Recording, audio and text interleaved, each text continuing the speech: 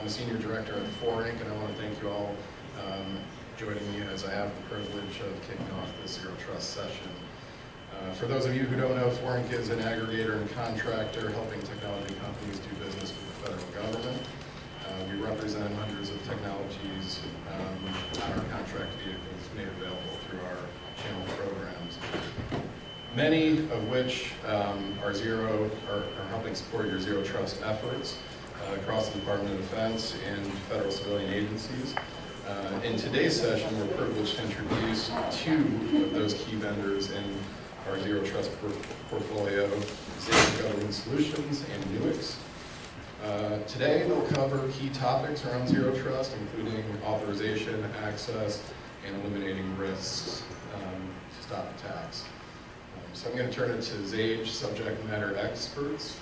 We're going to go through in thorough detail the Zero Trust framework and how their solution helps prevent those risks. Roman Arutyunov, got that right? Good. And Matthew Koehr. I'm going to allow you to introduce yourselves and get started. All right. Well, good morning, you all. Thank you for joining. My name is Roman Arutyunov. I'm one of the founders of Xage Security. I'm heading up our products. Background is a combination of cybersecurity for a couple decades and large-scale networking for mission-critical systems. Matt Koehr, you want to introduce yourself as well? Yeah. So hi, Matthew Koehr. So I'm the Chief Solutions Engineer and currently the President of our government business, Xage Government. So we're going through the FOCI process right now to stand up our own government entity. Spent a bunch of time with some of the big FSIs, and then also did 10 years at Myers over the Air Force up in there for a year as well. So looking forward to talking again today. That's good. So I was really trying to get in. All right. One of those sessions, you guys can run it.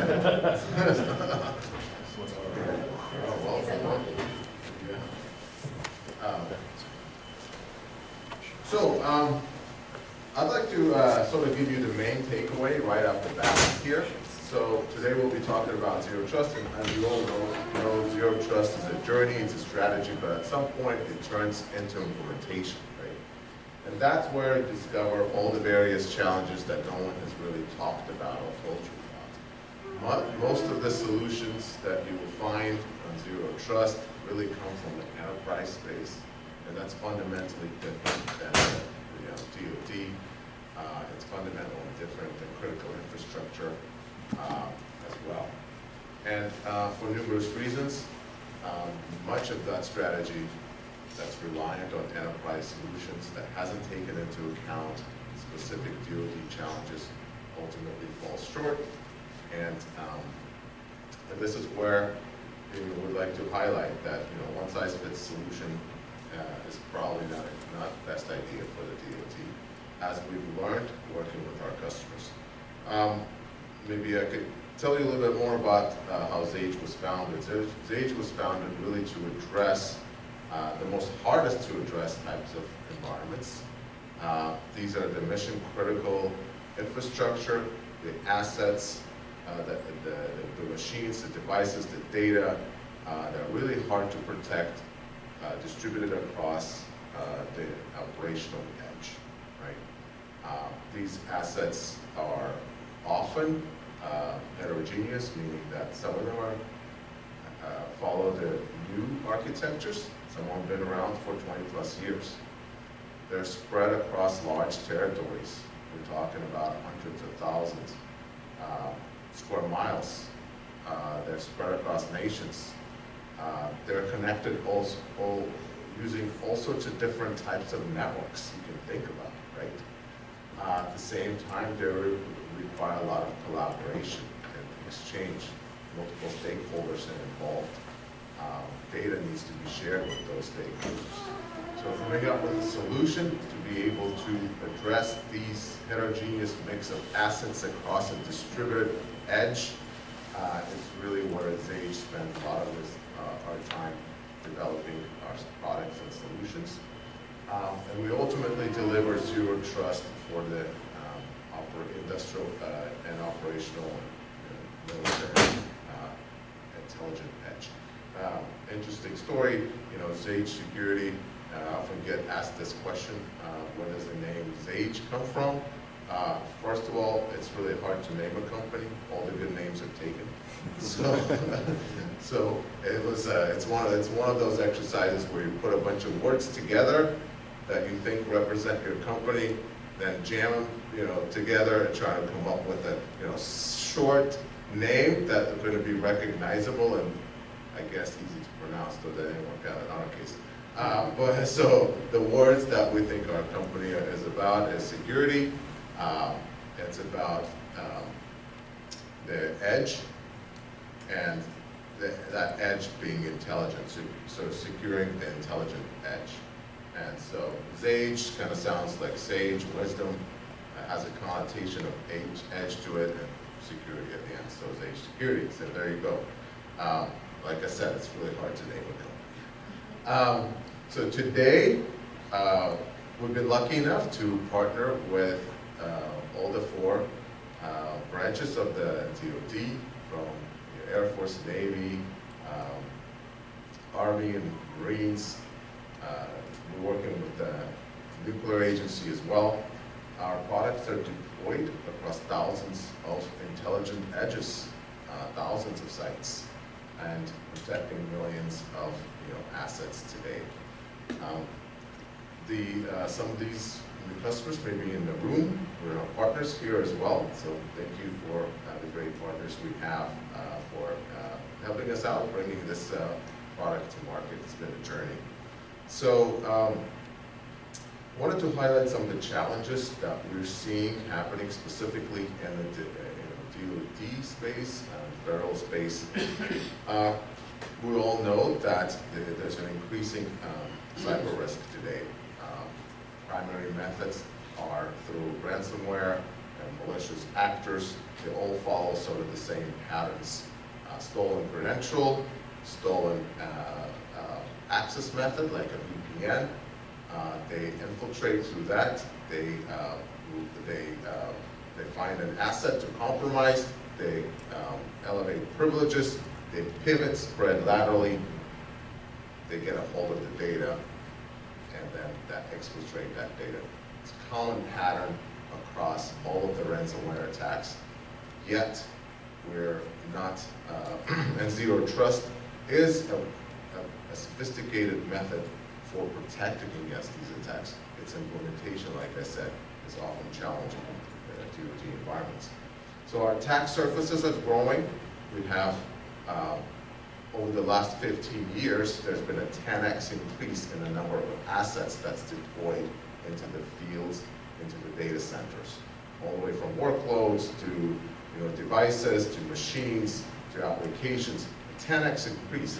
I mean, that's tremendous number to deal with to secure. Now, zero trust has to apply individually to that install base. So that's another big challenge for organizations. So ransomware risk increasing, your attack surface is increasing at the same time. And what are people doing? People are people are using the tools they know, VPNs, things like privileged access management solutions, firewalls, and things like jump boxes and password vaults. They're cobbling these tools together and stretch them to their limits to try to deliver granular access based on an identity to this wide range of assets, and it's not working. Right? That's becoming very cumbersome. It's taking way too much time.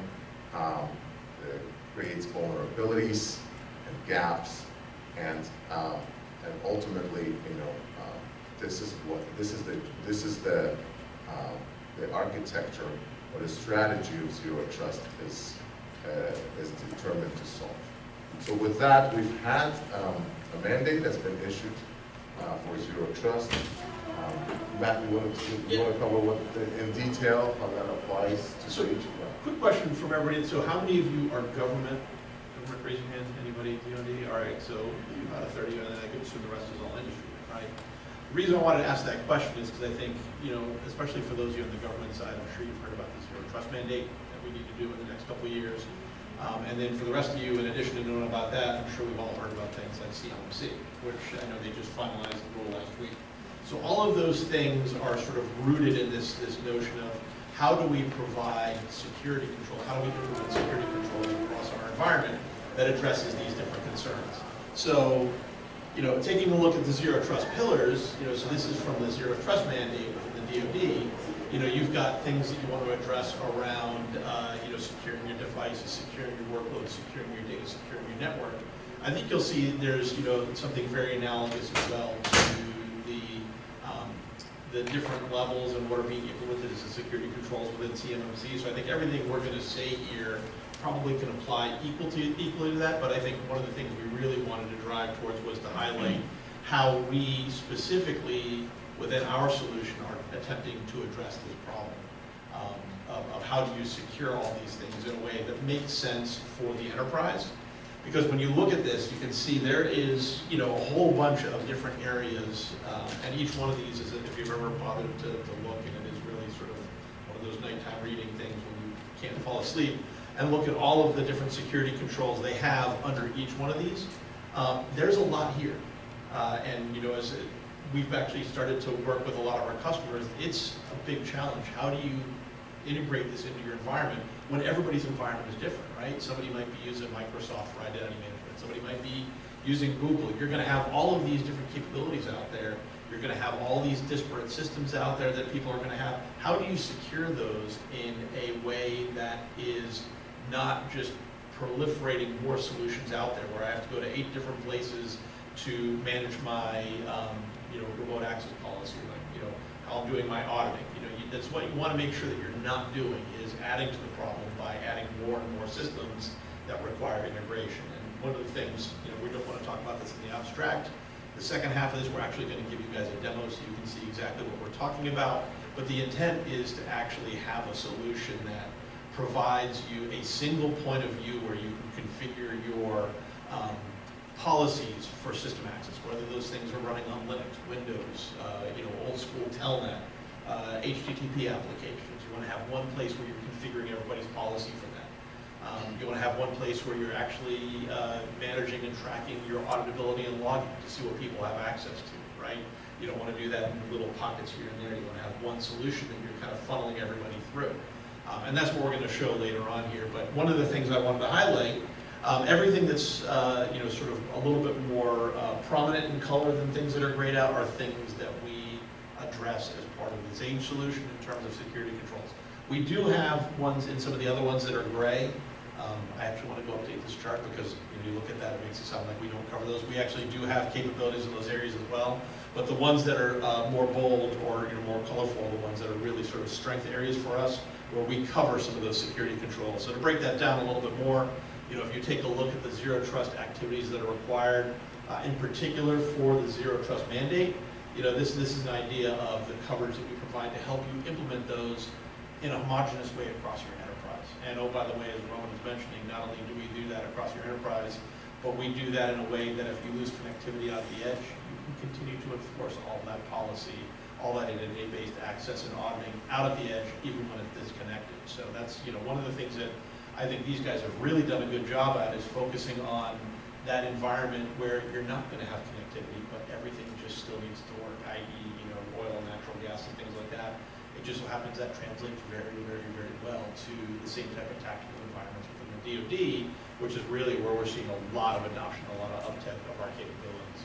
So Roman's going to walk you through a little bit of the actual architecture itself, and then I think I'll cover a little bit more, and then we'll pivot into the demo as well. So Roman. Yeah, thanks, Matt.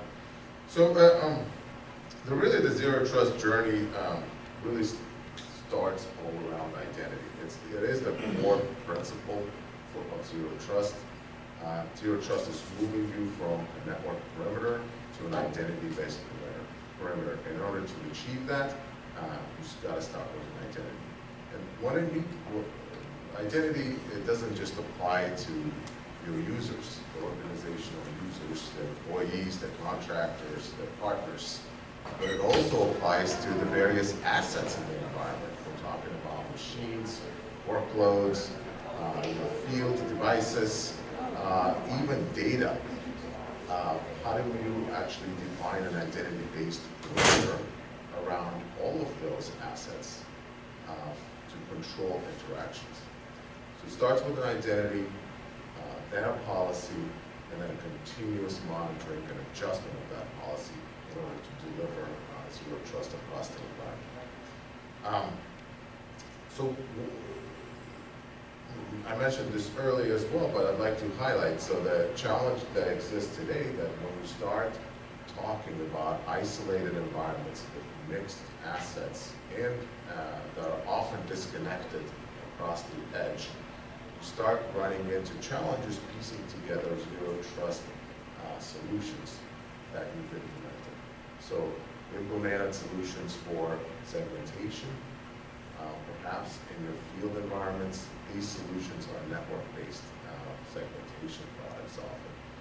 ZTNA, that only controls access into the first layer of the network. Segmentation then tries to achieve some layer, deeper protection with layers of defense.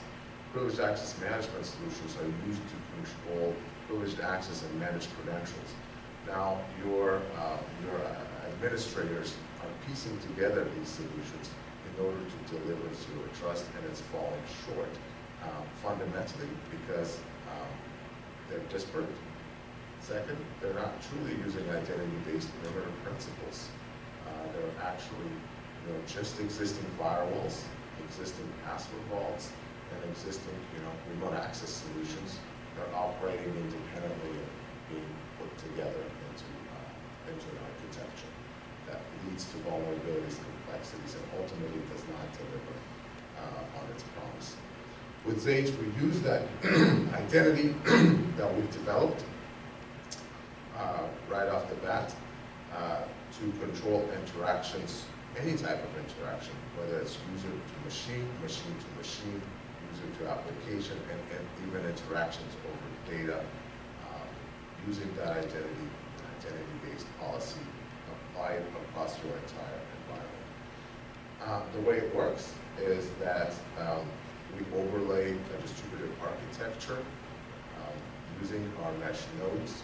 These are virtual machines that get deployed across your operational edges, data centers, your cloud services as well. They form an overlay mesh. And by mesh, I mean it's truly is a mesh in the sense that it's a highly available architecture with no single point of failure, no single point of hack. Each node can authenticate, authorize, and enforce those policies using the identity and the central manager that defines all those policies across the edge. So with that, you're able to not just control the interactions in your cloud data centers, but use the same mesh architecture to enforce those interactions at the edge as well. The use cases we typically see with customers is they're often start with use cases such as secure remote access. So you have environments where you need multiple stakeholders to collaborate on a solution. In order to do so, they need to reach assets in a data center or an operational edge.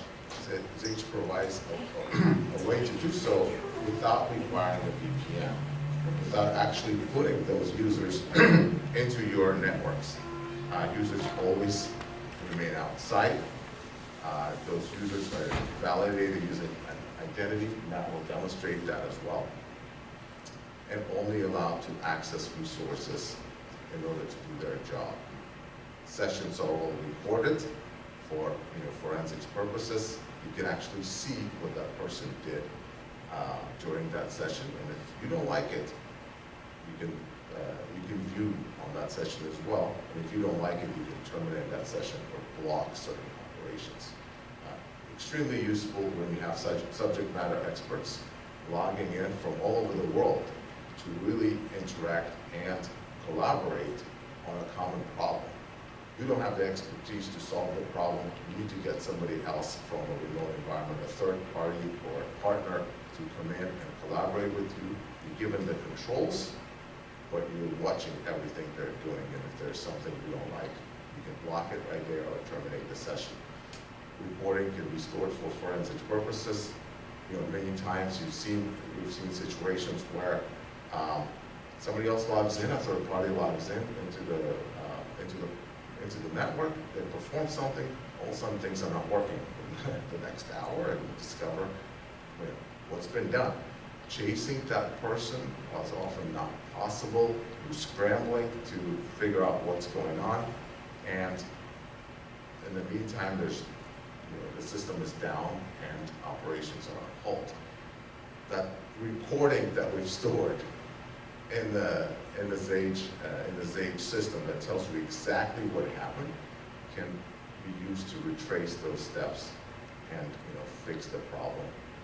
Not just a security benefit, it's a huge productivity gain. Get your systems up and running sooner and faster. Doing things like sharing files. Oftentimes, during that session, you need to be able to either apply certain programs, certain patches, or extract data from the operational environment for analytics purposes. That's often very difficult because you're going through all sorts of networks that data, and this data may exist in isolated assets. It's not very easy to get it out. What we see people do oftentimes is come up with workarounds to get that data out. They need it quickly, they need it out now, so they'll carry it out on a USB stick, or they'll download it to their machine.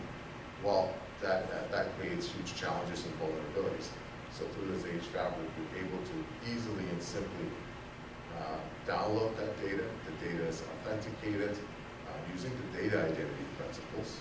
It's scanned for malware, and it's controlled where it goes, to which systems it can be applied to, and which networks it can go over.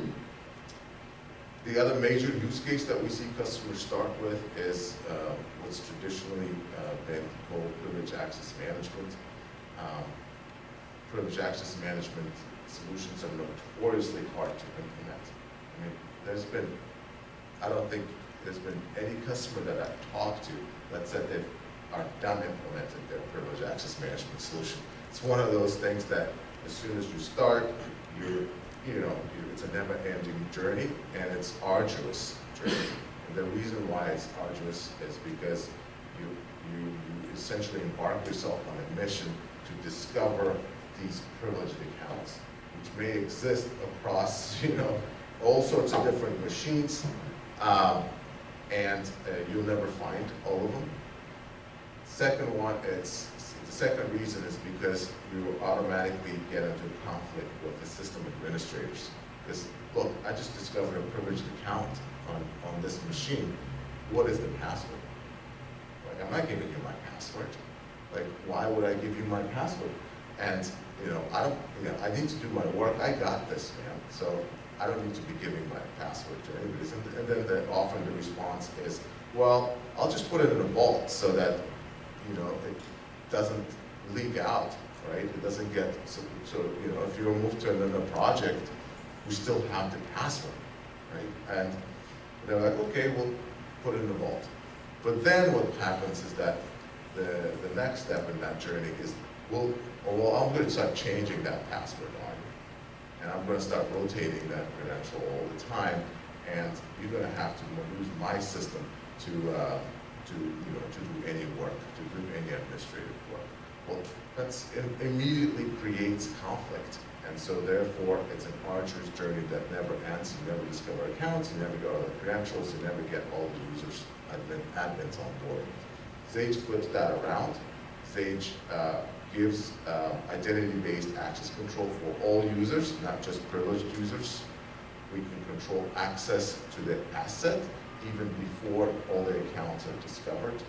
So any interaction with any asset, privileged or not, requires identity-based authentication using, MFA, using CAC methods that Matt will talk about, and not just in your data center, but also in your isolated environments, using CAC in those environments as well. So it's a much simpler journey than having to fight the pan down. We still discover all the accounts, we still hold all the credentials in the vault, and we still apply role-based access policies. We just do so in a much faster and much quicker way, delivering that protection and that zero trust access right off the bat versus having to go through an endless journey. So we see customers replacing traditional enterprise solutions all the time. Things like CyberArk, Beyond Trusts, we are oftentimes replacing those solutions. And then the last point is that's part of the zero trust journey is often segmentations, and I think there is huge challenges with segmentation as well. Oftentimes it involves deployment of firewalls and managed switches and switch orchestration solutions. At that point, it is also a very painful and arduous journey. And you have this proliferation of firewalls across operational edges in places where you actually don't need them. Firewalls are not very good at actually delivering zero trust dynamic type of an access based on identity. They're pretty good at blocking access. They're pretty good at blocking things that are coming at it. They're not really good at allowing access to go through when it's needed. It's not what they're designed for. They're designed like a firewall, to block access, not to allow access. So as a result, it's one of those things where you're using just because it's available and what people are used to, they're using them to solve the zero trust problem, but often not is not the best solution. With Xage, it's an identity-based access. It's designed for that purpose, to actually deliver access management using identity principles. Firewalls can be kept blocking, broad internet traffic, but just don't use them for segmenting internal, environments where to deliver zero trust is oftentimes you get in a situation where you have millions of rules, often overlapping, and your admins will spend weeks on end just to provision access for any new partner or contractor or employee, and no one's happy. This is an oversimplification, but really what you're trying to do is allow access for legitimate users and block access for others. And what you're doing today, customers, many of them are doing today, is cobbling together all of these solutions to deliver that. VPNs, firewalls, jump boxes, privileged access management solutions, and segmentation. These are the tools that people have to deliver on zero trust to allow identity-based access today.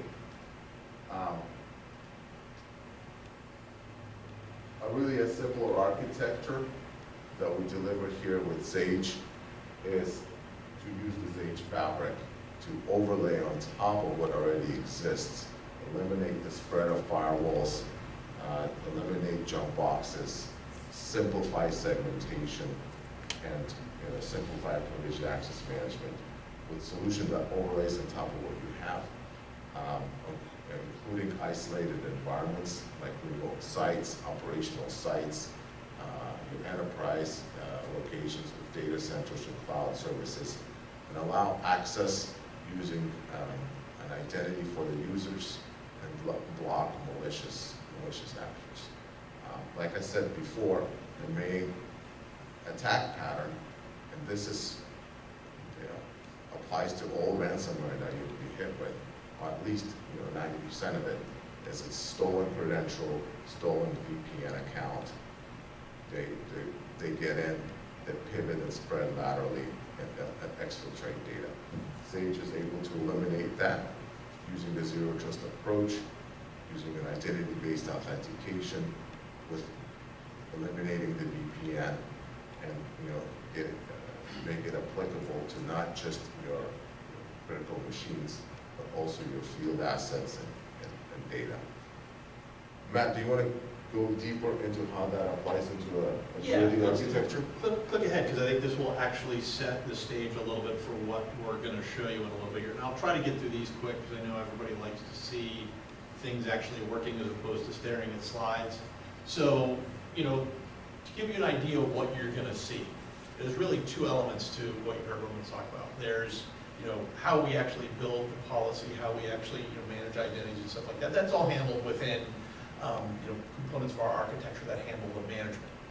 Then you've got this, what we call, Roman was referring to these nodes that you put throughout your architecture, right? And those are really what provide that sort of backbone of communication between each other. So if you look here on the diagram, these little house-looking boxes here, these are really those Xage nodes. And what they're doing is they're caching things like policy. They're caching things like identity. Like Roman was saying, if we lose connectivity at any one of these points, everything and all the operators and users that are here, they have their identities cached, their policies cached. They can continue to operate and use the systems that are here as if nothing had happened. They may not even know that they've lost connectivity because all of that stuff is cached here down at the node level. But we've created all of that policy, all those identities, everything at a central level and pushed that out. So think about it as centralized management, decentralized enforcement. And so when I show you guys the demo, we'll walk through both those experiences.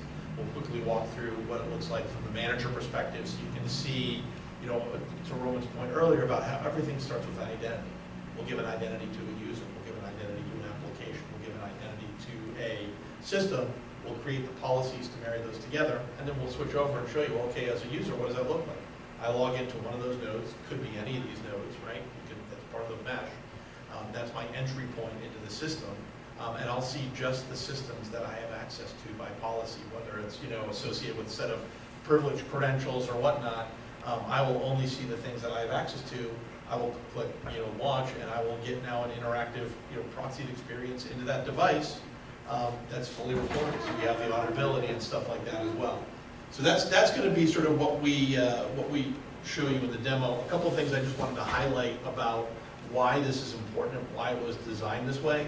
So, just briefly on the aspect of the mesh, one of the things that we also use the mesh for underneath the hood is what's called distributed consensus. So anytime something happens on the network, you need to get consensus from all of the nodes that are participating in the fabric, or excuse me, the majority of the nodes that are participating in the fabric, for that action to be taken. So, for example, one of the things that we do, all of those credentials, right, those sensitive keys to the kingdom that you don't want to get anybody's, to get their hands on, we take those up, we break them up into a bunch of small pieces using something called severe secreture, and we basically store those throughout the different nodes of the network. Now, in order to be able to use those credentials to log back into one of the systems that are going to use those credentials, all of those nodes need to come to consensus and say, yep, that's actually a valid request. We agree that we should reassemble those credentials for somebody to use. So generally considered a quantum-resistant way for storing credentials. It also makes it very, very difficult for an adversary to try and reassemble those because they don't exist in one piece anywhere, and they have to compromise a majority of the nodes on the network in order to be able to do this. So very similar principles that you see today in things like blockchain, a lot of those currency, cryptocurrencies. It's this notion of if you have a large enough network of nodes and you need to come through consensus for something to happen, on that network, it becomes very, very, very difficult for an adversary to break that system because they need to actually subvert a large number of nodes on our network, for example. So the more nodes you have on your network in our environment, the more secure it's going to be because there's more nodes out there that are participating in this consensus fabric. I'll just add to that. It's not just credentials as well. The nodes also hold. Each node contains a decentralized vault, and that vault can also contain policies, reportings, audit logs, and information like that. This is in contrast to today's solutions that people use, which are centralized, right? So your Active Directory systems, your privileged access management systems, they're all centralized today. And centralized solutions have a single point of failure, right? So you can attack that system to extract information from it, but you also can attack it in order for it to become your attack vector. So you can override a policy in a vault. All of a sudden, you can give yourself the ability to access a broad set of assets. And if you can delete reportings from a vault, you can then cover your tracks. And delete reportings to delete audit logs. You can just all of a sudden cover your tracks. So you got this broad access, and you've covered your tracks. And so the solutions that are centralized often become attack vectors. So Matt mentioned we spend quite a bit of time making sure that our solutions are completely decentralized using consensus mechanisms, distributed threshold-based encryption, in order for attackers to not be able to use it for, as an attack tool or extract any data from it. Oh, good point. And we also do not just the logs and everything else, but also data, being able to fingerprint individual pieces of data. We have a portion of our fabric called the data exchange that allows you to now actually provide evidence that that data has not been tampered with in transit as well. So one thing I threw in here, I brought this up, I know this gets a little bit in the weeds, but because one of the questions we get about identity, especially within the DoD, is that we see everybody using hardware tokens for managing their credentials. So think cat cards, or now I know we're starting to see more things like YubiKeys as well. So how do you, if I'm logged into a system using a cat card, how do I, if that system is being, if I'm proxying that access to another set of systems, how can I project that forward, especially since, pretty much the whole, X509 certificate management was designed not to allow man in the middle. And so one of the things that we have just now got, it should be out by I think the end of the year, is the ability to actually project the certificates that are on your CACs to those devices downstream. So if I've got a system downstream, out at an edge location, and it's trying to log into a system, what have you, that requires CAC access, but I'm somewhere else entirely, and I need to log into that system, I can actually put my CAC in the system here, but that CAC is actually going to be pretty much projected forward here so that I can use those certificates on that downstream system, right? So that's actually a pretty hard challenge to solve, just because this is a protocol that was designed not to do things like that, but now it allows you to have that remote access using your CAC identity projected forward. You don't have to use things like SAML or OIDC tokens. We can actually use the X509 certs themselves to project forward.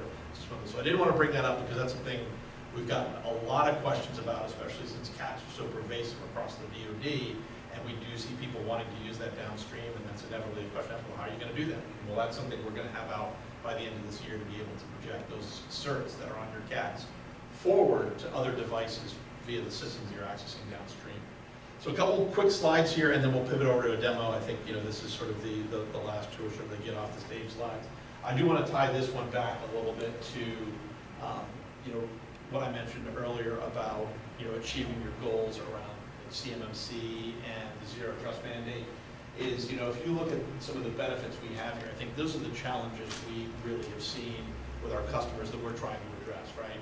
As you heard Roman say, we don't want to have disparate solutions out there where you have pockets of how you do auditing here, pockets of how you do auditing there, or pockets of how I do policy management, secure access. You want to have one system that allows you to do it all, and you want to do it without having to make a lot of changes to your existing environment, right? I don't want to go put agents on all these different boxes. Everything we do is agentless, because you've got a lot of systems out there that are running old school versions of Windows, and everybody's using a shared administrator login, right? I want to be able to still protect those, even though I might not be able to run an agent on it. How do you do that in a way that you're not excluding all those other devices? So by being an overlay and not requiring agents, we can support all those existing systems, all the way to old school busted telnet things from 1980. We can actually put our Xage fabric out in front of those and provide secure remote access to that. So that's one of the big things, is basically being able to do some of that network access. We have a little hardware device that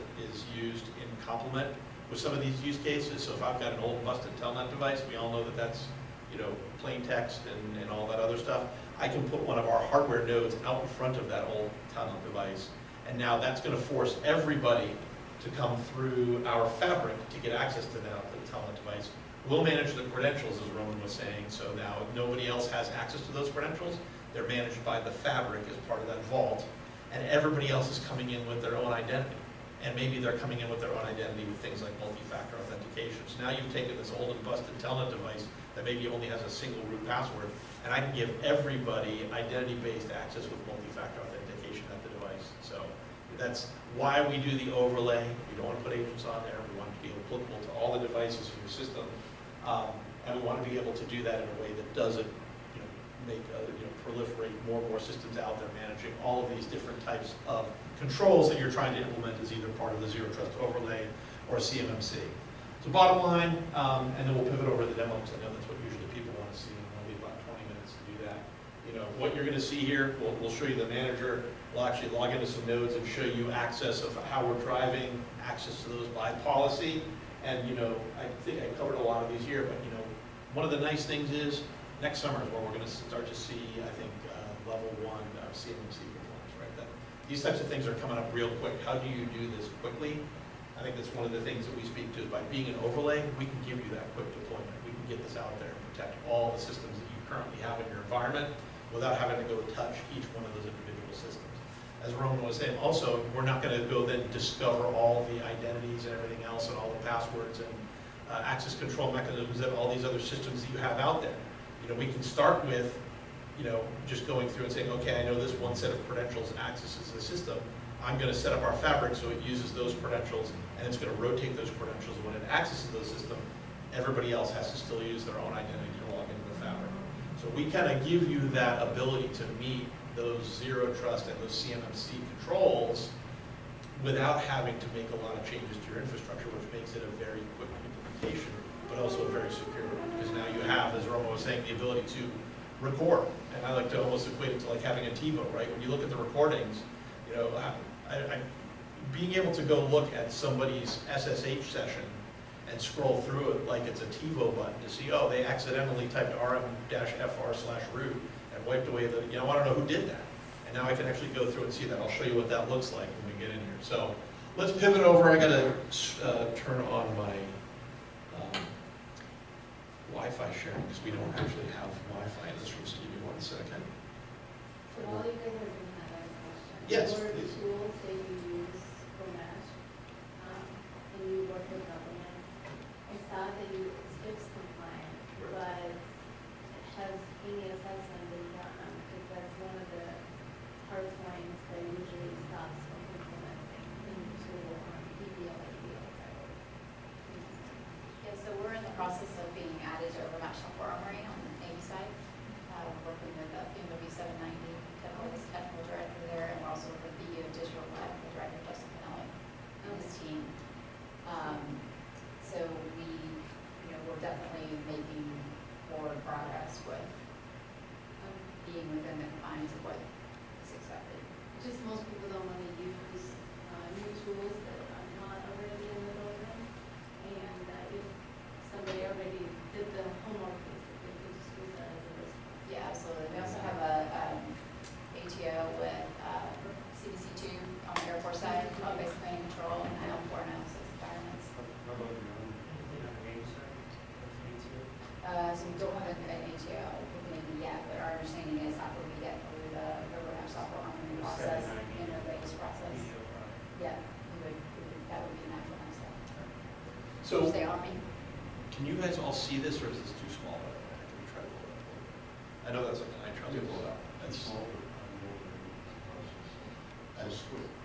so, and I feel bad, you know, Brian's probably not going to see this very well sitting in the corner. So, I'll just add that we also have a $17 million sequential phase 2 SIBR with Space Systems Command. So we're providing critical infrastructure protection for their ground stations and satellites. Just so they understand. yeah, and if you want to, I'm also the PM for the work that we're doing out of Space Command. So if you guys have any questions on what we're doing for space, we can talk about that as well. I'm going to show you. We're actually going to go through and show you that right now. So you perfect lead into what I'm about to show you. So what I logged into, I told you I'm going to split this up into two pieces. The first part is we're going to go through and show you how that policy management, creation and the identities all looks from a centralized management perspective. We'll cover this quick because I know we want to get everybody out to lunch as well, but I'm happy to also dive as deep as you want on all this. And then I also want to show you how that translates into what it looks like from the user experience. Because I think once people see that, that's usually when the light goes off. They're like, oh, I see how this all fits together. It's actually very intuitive when you actually understand how it all fits together. So as Roman was saying up front, we really start with this notion of identity.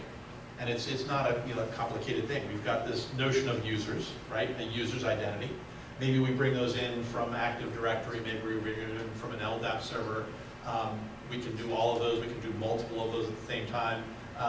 But we can also, if we need to, create identities in the fabric itself. Use case might be, I don't want to get somebody set up in Active Directory to do 30 minutes worth of technician work on a system, but I still want them to be able to go through the system.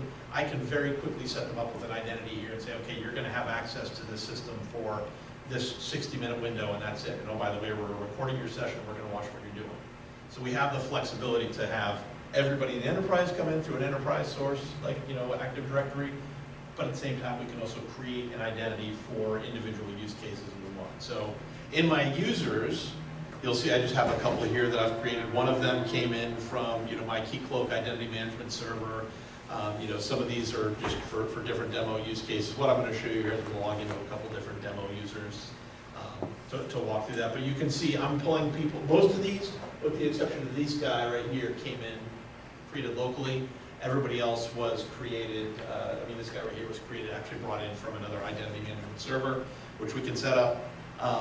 We take those users, we assemble them into user groups, user populations. It's just an easier way of making policies instead of having to go, Bill, I want to give you access to this one system over here. We can say, okay, we're going to have a group of administrators that are going to have access to this group of devices. So it's basically just a way of us to logically group users together. All it really is just a group of users, but it helps us create the policies easier. The other side of that equation now is devices, right? So we talked about giving an identity to a user. Now let's give an identity to a device. So in this case, I've got a bunch of devices that are created here. A device in and of itself is really just, let's point to a server, host name and IP. My opinion, where the rubber meets the road and where it actually gets cool is when you define how you're going to access that, right? So any particular system is going to have multiple ways that it's accessed. Maybe it's going to be, people are going to log into it via secure shell. Maybe they're going to log into it via remote desktop protocol. Maybe they're going to do both. But that particular server might have multiple ways that it's accessed. So for any given device, you set up all the different ways that you want to access that device. So right here we've got this guy set up with remote desktop protocol. So a couple of things I want to show you here is because part of the principles of zero trust is the least privilege. I can actually set up this access control with this set of credentials that this user is going to log in, what they're going to access, but I can set up maybe they're only read-only access, right? So the underlying system might not be able to support that, but I can make this user read-only. I can make them rewrite, or I can give them full control. We can actually have them log in. In this case, I have them logging in just with an existing username. Again, this is that administrator use case. This is Windows or a Linux box that I've got one user configured in right now. The user is Xage. I want to be able to provide identity-based access to that box so that everybody uses their own identity to get into it. So what you'll see is when I log in, I'm using my identity, but when you see it in SSH, you'll actually see that I'm logged in as the Xage user. Right? So I can pick and choose what credentials I want to set somebody up. They can either use their own, or I can actually have credentials that we're using to log into the box that user's never going to see. And as Roman was saying, we can actually even do some rotating of those credentials behind the scenes. So here I've got this one Linux box, and I've got it configured with, SSH access. I've got it configured with RDP access.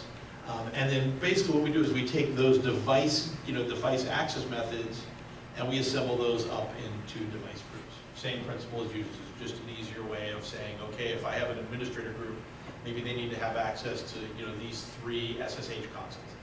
So those, once you've kind of identified and created identities around your users and your devices, that just becomes how we create policies. So if I look at, I've got a user group here that I created that is a set of all the users that need to have access to this particular space vehicle 1. Those are my space vehicle 1 users, and you can see it's demo 1 user, and I put myself in there. And the device groups that they're going to have access to is space vehicle 1 devices. So, you can see the device access methods. I've got space vehicle 1 full control for SSH, RDP, and then also space vehicle 1 payload 2. So there's 2 different payloads that it can access via RDP or SSH. So you would think now, as an operator, when that operator logs into the system, they should see 4 devices that they have access to. And we'll pivot over and I'll show you that now. We can come back to this in a second if people have more questions, but I did want to show sort of the core of secure node access. So now I'm going to log into one of the nodes in the fabric. This could be any node in the fabric that I want to log into. In this particular demo environment, I've got like 4 or 5 nodes. If you want, I can actually log into another one to even show you what this looks like. It could even be a node at the edge, right? That's on the operational edge. That person is coming to and working. Or in the cloud. You could actually have your node in the cloud that operators are accessing, and because it's a secure mesh, they could still access. And it's kind of almost what we're doing in this use case. I'm logging into a node that is on a network, but it's actually going to be accessing devices that are in an enclave that's sitting behind a firewall. So I'm accessing it just simply by being able to log into that mesh. And so as I mentioned before, I'm logged in as that demo user. So if you see, this right here. So this user, demo 1, has access to these 4 things via policy. If I then go over and look at the same user I just logged in as, if I can log in 1 minute, you can see there's the same 4 window, 4 systems. Now what does this look like though? So okay, I as a user want to access and launch via RDP. I'm simply going to launch. It's going to negotiate the credentials. Remember, it's got to get permission to reassemble all those credentials together. And it's going to log in as that Xage user, even though I'm logged in as my own identity, demo 1. This is going across my cell link, so I expect it to be a little bit slow. But you see now I'm actually connected. It'll take a second for this to refresh. Connected via RDP to that Linux box, right? So now I can actually go in and do whatever I need to do here. And like I said, this should refresh in a second. It's a little bit slow on this connection. A couple of things I want to point out here, though. So you see the nice big red record session, right? Everything I do here is being recorded now. We'll actually go and show you what that looks like, so I can actually scroll through and keep it. So it's not limited to just recording what people do on SSH. I can record everything they're doing in this session right here. Similarly, you see this little thing here with number 1 users next. I can invite other people to join this session, right? So if I'm in Boston and I'm doing some administrative work on this system, and I need to ask Roman to come in and help me do some things because I don't quite understand it, I can invite him to this session if he has permissions, and he will see the exact same thing that I'm seeing, even though he might be out in Palo Alto. So we can actually share that session and work together. I have no idea why my RDP window looks a little funny. We'll actually go, instead of doing RDP, we'll actually now go in and show the exact same thing with SSH, right? So everything you just saw us doing with RDP, this should actually come up now in an SSH window, and you'll actually see when this comes up, I will be logged in as the Xage user. So if you can, down at the bottom here,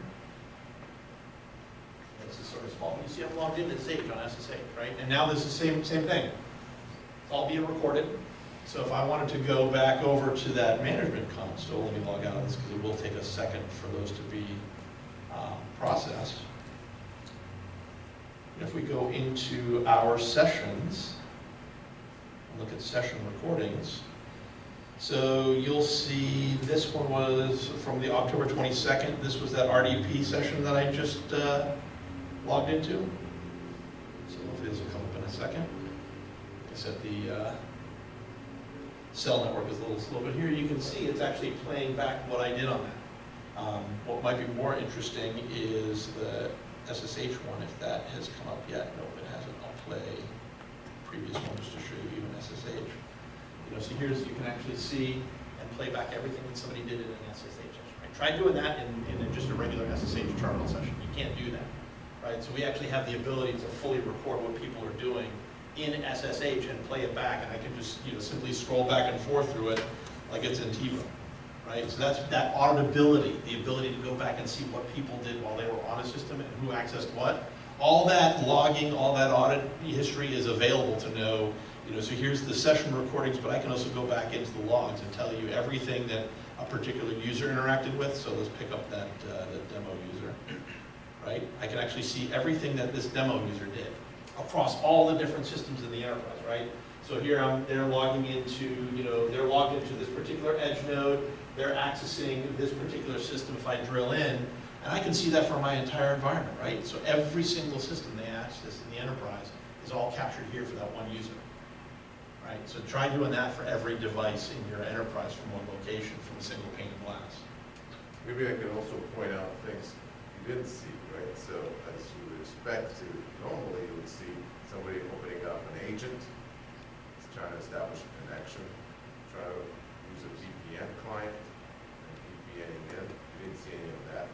This machine actually he's accessing from is not even inside the network, right? So it's the VNC sessions, the SSH sessions are simply being emulated in the browser. So it's not actually being allowed into the network. Therefore, any malware that may exist on this machine or any malicious activity that's going on in the machine cannot get in to that environment. It's not in. It's not inside the network. You also didn't see him having to type in any credentials to log into this specific VNC server or the SSH server. That was automatically proxied by the Xage system, validated his identity. We restricted his access to specific assets, and we proxied his connection, and without him having to remember what those credentials are to those specific machines. So that's a huge benefit. Those credentials never leave. They're never shared. In fact, we don't need them anymore. Every access is following zero trust principles using this true identity. And one more thing I want to show, and then we'll leave time for some questions before lunch here. And it's something I actually ran into recently as well, is that, when we look at the security controls for things like session management, right, there's a reason why you want to actually have visibility into not just the auditability of sessions, but we're so used to everybody logging in with things like my Google identity, right?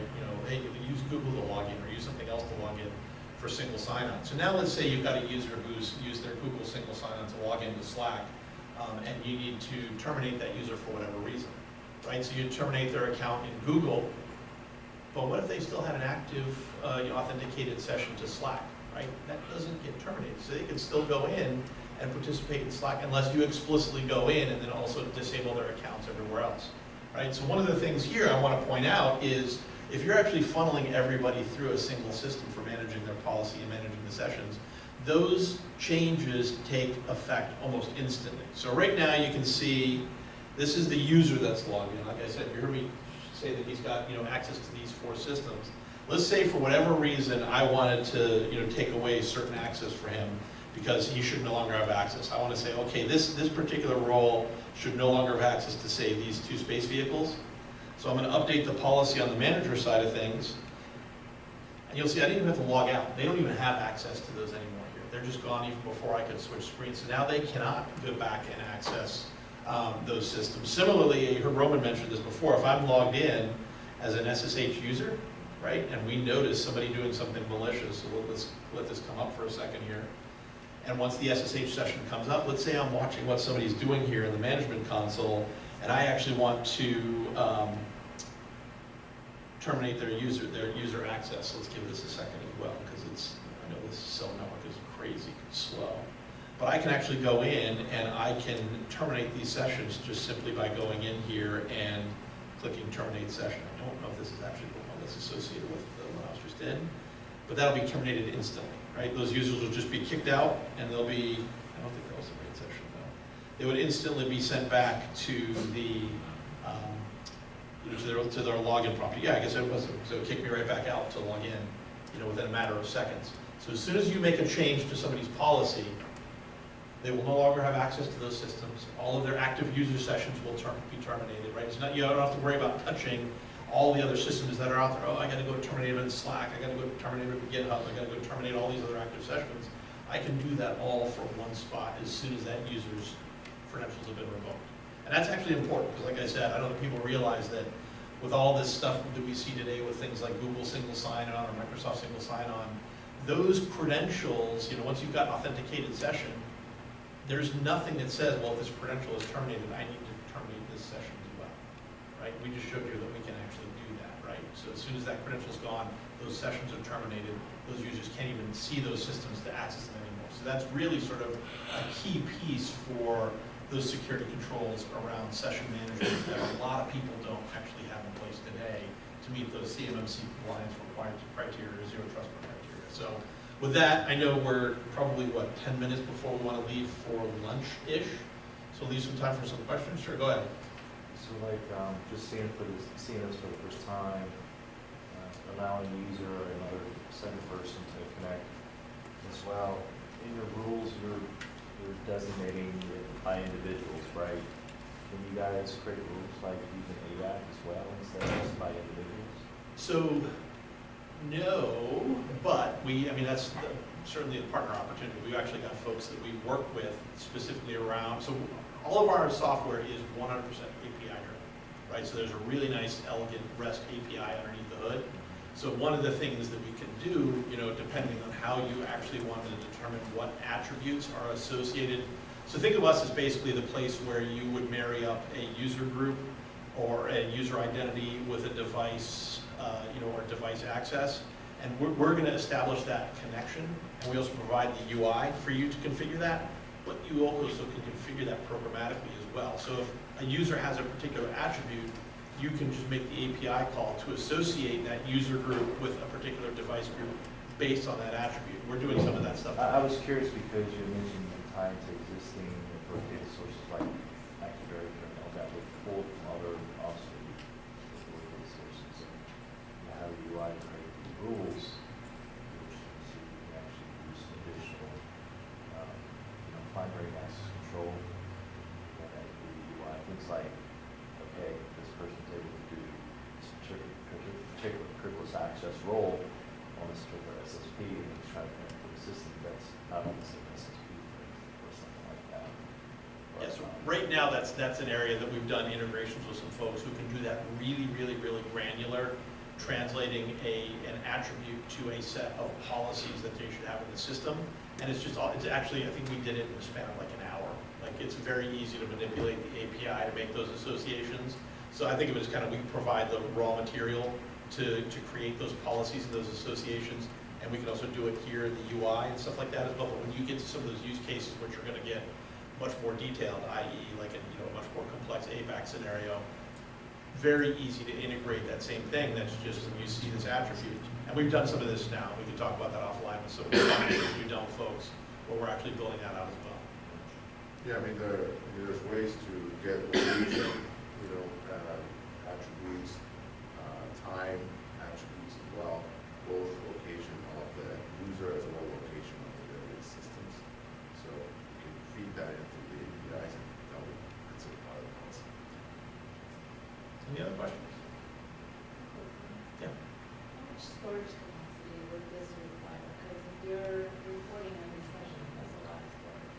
So, interesting question, because it's, I think the bigger question is, do they take up a lot of space? Because the amount of storage required for them is not a lot. As a matter of fact, in our demo system that we have, that we use in the cloud, I think we've got 4 years worth of, and people are using that thing actively. And I don't think it's got a lot of storage, but that's configurable. Like whatever you want to add for your retention policies and what you want to have for storage underneath the hood. Like I said, our demo system does 4 years worth of video storage, and it wasn't a substantial amount of storage space. But that is absolutely configurable. It's just how much storage you want to provide to the to the portion of the system that's actually storing those. Store as much as you want. Create your own retention policies. Say we're going to delete them after X amount of time, or we want to archive them. Whatever you want to do, it's completely flexible to do that. But I will say they do not take up a lot of room. Yeah, the other thing is, just following the zero trust principles. Oftentimes zero trust doesn't just mean identity and then granular policy that's just in time, but it also means continuous monitoring to adjust, right? And some easy things to do with continuous monitoring is things like time travel, right? You can detect that. logging at the same time from multiple parts of the world. Right? That's possible, so we will block that changing of IP addresses as well. But the more sophisticated things that you can do for this purpose is actually monitoring these recordings, processing them on the back end, looking for activities that are suspicious and malicious. For example, a user trying to type in rm-rf and failing, but yet attempting, right?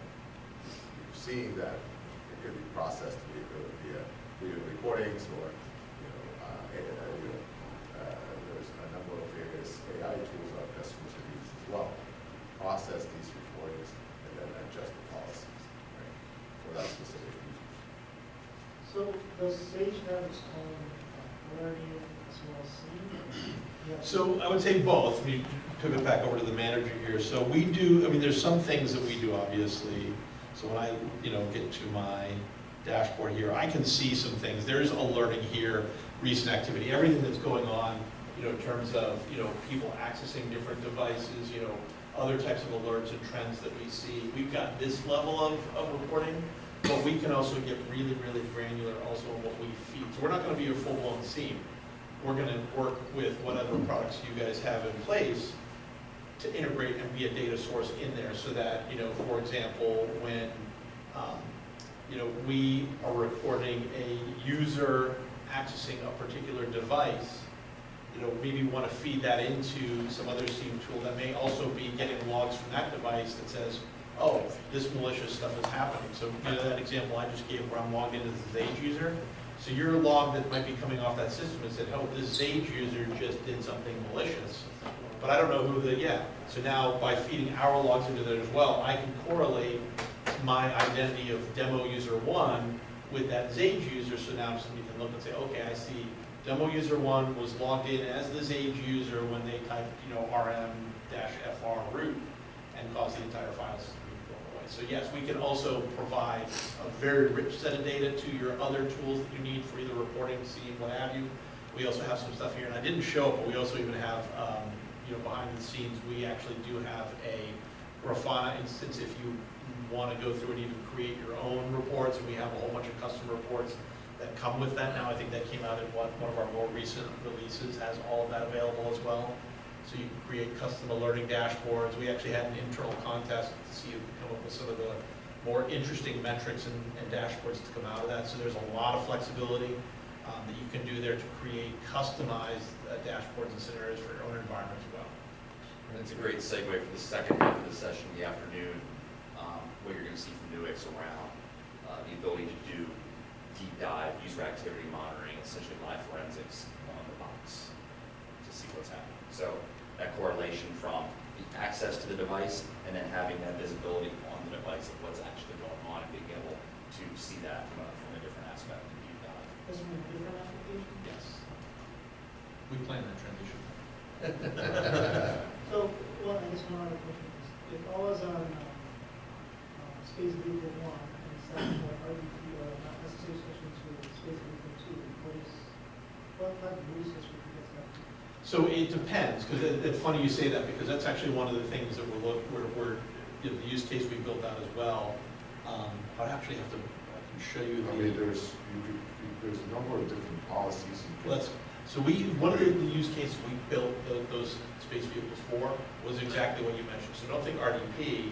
Think about these as and we could do RDP, but think about these as different payloads that might need to either communicate with each other or maybe communicate with a payload that's doing, ground terminal communication with the ground. And you heard me mention that little hardware device we have. So one of the use cases that we're looking at is, we have that hardware device sitting in front of every single payload. So now we can actually control all the way down to layer 2 on the network, right? Not even at the IP layer, but below the IP layer, where we can actually control what devices can talk to what other devices, either by port, by protocol, by what have you.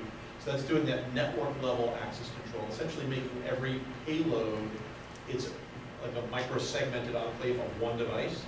But then, we can actually create policies higher and higher up that stack to say, okay, Space Vehicle 1 can only access Space Vehicle 2 via SSH over this particular port. Or this user coming from here can only access space vehicle 1 over RDP.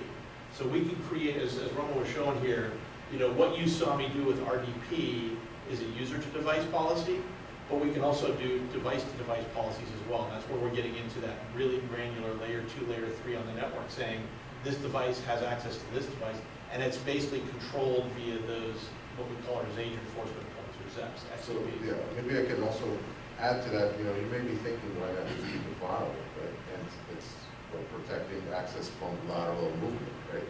So you log into a machine, and then you may pivot and go somewhere else. Maybe there's a firewall that will block. They'll just simply say, well, okay, well, this port in this protocol is not allowed. Again, firewalls are used for blocking, great for blocking, but sometimes you actually need to allow access, right? And what Xage will deliver is that identity-based context.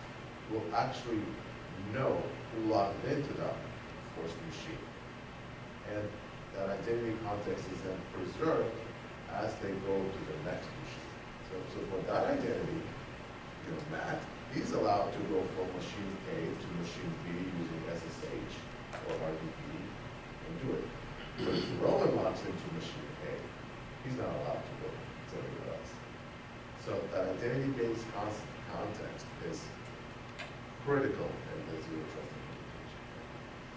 Being able to then control access using that core identity.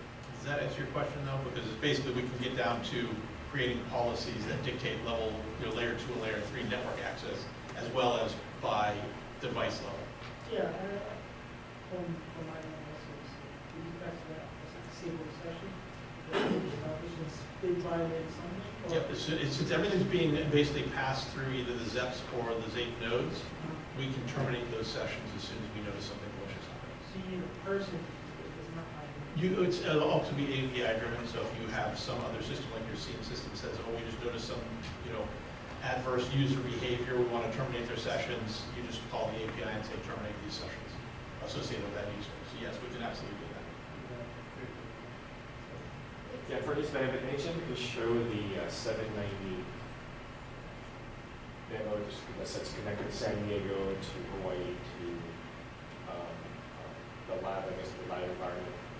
I think Panama City. I mean, show me just to demonstrate that connection. We have, So slide Michelle the. I don't know if I have that. Okay, Yeah, offline. we can take that offline. Yes, question. That comes with Armis. Thanks for having our window up on your parking slide. We enjoy working with you. I'm brand spanking new. That's why I'm here. I want to learn about the platform. I've seen our complementary capabilities, zero trust capabilities slide. Do you have some use cases where we're helping feed some of the capabilities you just briefed on? I guess I want to have some context about the dynamic that we have together that shows up on Xage. The better together story. Yeah. Yeah, certainly. I mean, I think, you know, some of the things that it sort of completes the entire journey, right? So if you're talking about any cybersecurity implementation, it takes you through a number of different aspects. You want to identify, detect, respond. I mean, all of that is part of the journey.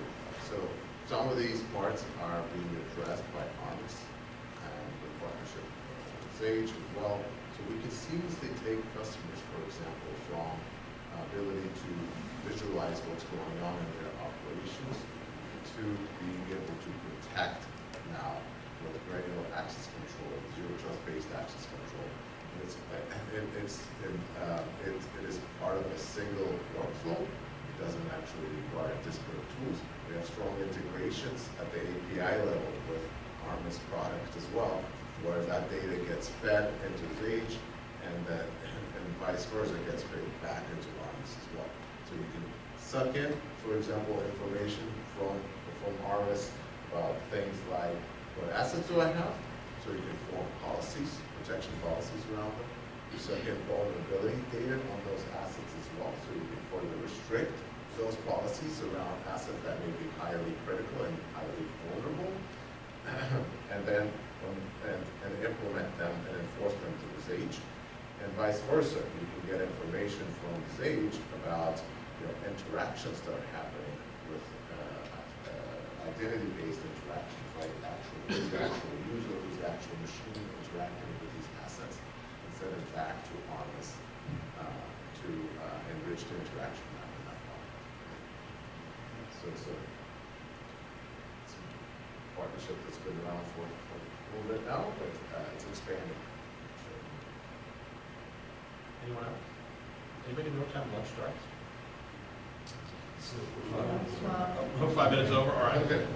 Thank you very much for your time today. Thank you for stopping by and hearing us talk about Zero Trust.